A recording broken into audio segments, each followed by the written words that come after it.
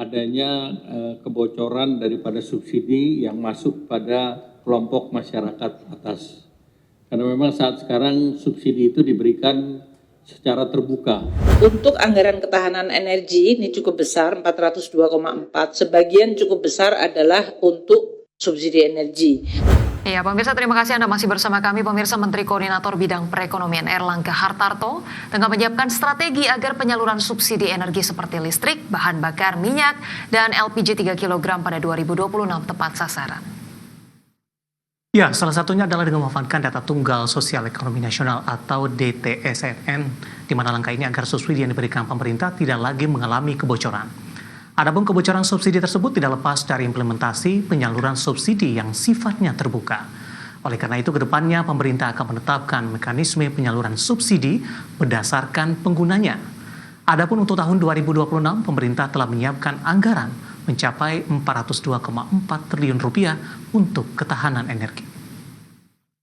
Adanya kebocoran daripada subsidi yang masuk pada kelompok masyarakat atas.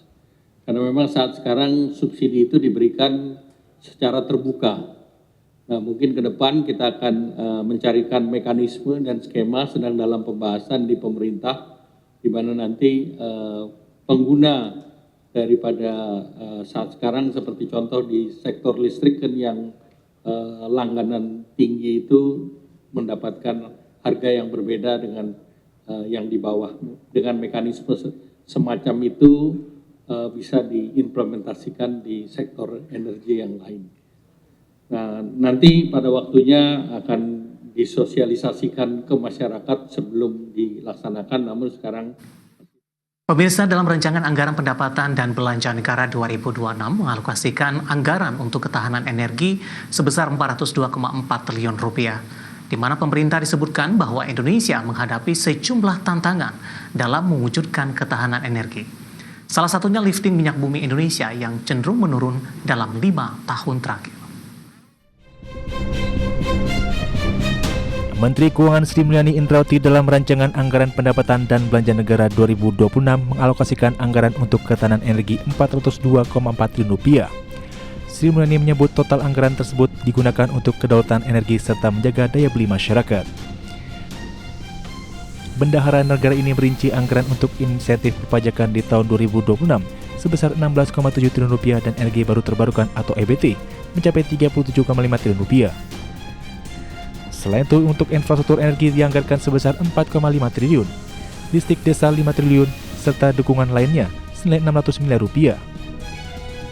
Untuk anggaran ketahanan energi ini cukup besar, 402,4. Sebagian cukup besar adalah untuk subsidi energi. Tapi disampaikan oleh Bapak Presiden tadi, ada insentif perpajakan dan untuk energi baru dan terbarukan. Dalam buku 2 nota keuangan disebutkan bahwa Indonesia menghadapi sejumlah tantangan dalam mewujudkan ketahanan energi. Salah satunya lifting minyak bumi Indonesia cenderung menurun dalam 5 tahun terakhir. Hal tersebut yang menyebabkan pemerintah melakukan impor untuk memenuhi kebutuhan domestik, sehingga berdampak pada defisit neraca perdagangan sektor migas. Dari Jakarta, tim liputan IDX Channel.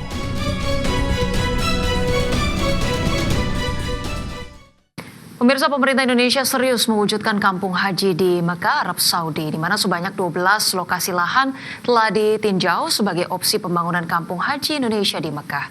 Integrasi infrastruktur menjadi kunci dalam mewujudkan pelayanan terbaik bagi jemaah ibadah haji dan umroh Indonesia.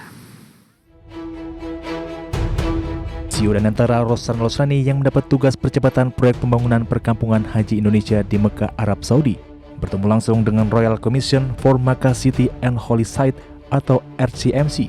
Pertemuan khusus ini fokus membahas dukungan infrastruktur pembangunan kampung haji Indonesia. Menteri Investasi dan Hilirisasi ini juga menjalin sinergi dengan Kementerian Haji dan Umroh Arab Saudi dalam pembangunan kampung haji Indonesia di Tanah Suci. Sinergi ini menjadi fondasi bagi pelayanan haji dan umroh yang lebih tertata dan berkualitas bagi jamaah Indonesia, akses transportasi menuju Masjidil Haram, serta dukungan akomodasi dan fasilitas ibadah yang aman, nyaman, dan berstandar internasional. CEO dan antara ini juga meninjau proyek pengembangan kota terpadu di Mekah, Masar Project sebagai salah satu pertimbangan dalam menentukan lokasi dan desain kampung haji Indonesia. Pembahasan mencakup integrasi infrastruktur agar pembangunan kampung haji Indonesia modern, hijau, berkelanjutan, dan yang terpenting memudahkan mobilitas jemaah. Selanjutnya, sebanyak 12 lokasi strategis ditawarkan pemerintah Arab Saudi untuk rencana pembangunan kampung haji Indonesia. Mayoritas lokasi berada sangat dekat dengan Masjidil Haram, dan antara sendiri juga mendapat masukan dari developer, kontraktor, dan master planner menjadi bahan untuk mewujudkan pembangunan berkampungan haji. Assalamualaikum warahmatullahi wabarakatuh. Alhamdulillah ini adalah akhir perjalanan 3 hari di Jeddah dan di Mekah dalam rangka untuk mewujudkan cita-cita mulia harapan dari Bapak Presiden dan juga dari seluruh rakyat Indonesia untuk mempunyai kampung haji di Mekah. Kami sudah mengunjungi 10 tempat opsi yang kami datangi langsung. Kami pun berkunjung dan bertemu dengan banyak otoritas di Mekah, baik itu Royal Commission of Mekah, Kementerian Investasi, Kementerian Haji, dan juga mendapatkan masukan dari banyak kontraktor maupun developer yang ada di Mekah. Insya Allah proses ini bisa berjalan dengan baik, lancar, dan harapan dari rakyat Indonesia dan Bapak Presiden bisa kita wujudkan dengan segera. Dengan hadirnya perkampungan haji Indonesia sendiri diharapkan dapat menjadi kawasan yang memberikan layanan terbaik. Indonesia dan Arab Saudi sama-sama berkomitmen pembangunan kampung haji Indonesia di Mekah harus selaras dengan tata kota dan ketentuan di kawasan Masjidil Haram. Dari Mekah, Arab Saudi, Tim Liputan IDX. Sementara itu, dengan hadirnya perkampungan haji Indonesia diharapkan dapat memperbaiki layanan ibadah haji dan umroh agar lebih baik lagi. Wakil Ketua DPR RI Cucun Ahmad Samsurizal menegaskan dengan adanya perkampungan haji dan umroh sendiri bagi jemaah Indonesia diharapkan menjadi modal perbaikan pelayanan penyelenggaraan ibadah haji untuk lebih baik lagi. Cucun yang juga menjadi tim pengawas haji DPR RI ingin pemerintah terus mampu meningkatkan kualitas penyelenggaraan ibadah haji tahun 2026 mendatang.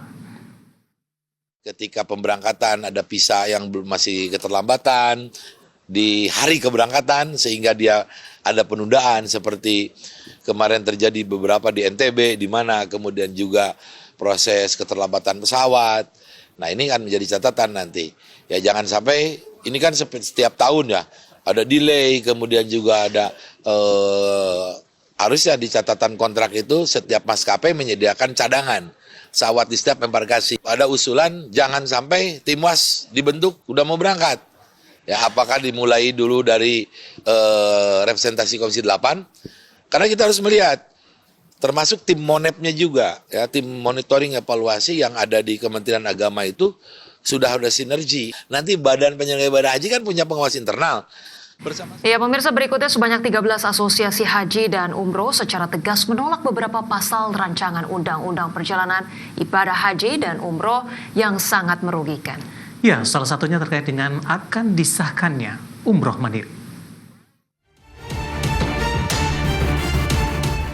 Sebanyak 13 asosiasi penyelenggaraan haji dan umroh yang membawahi lebih dari 3.500 travel yang telah memiliki izin resmi sebagai penyelenggara perjalanan ibadah umroh atau PPIU dan penyelenggara ibadah haji khusus atau PIHK dengan tegas menolak rancangan Undang-Undang Perjalanan Ibadah Haji dan Umroh yang akan disahkan DPR RI.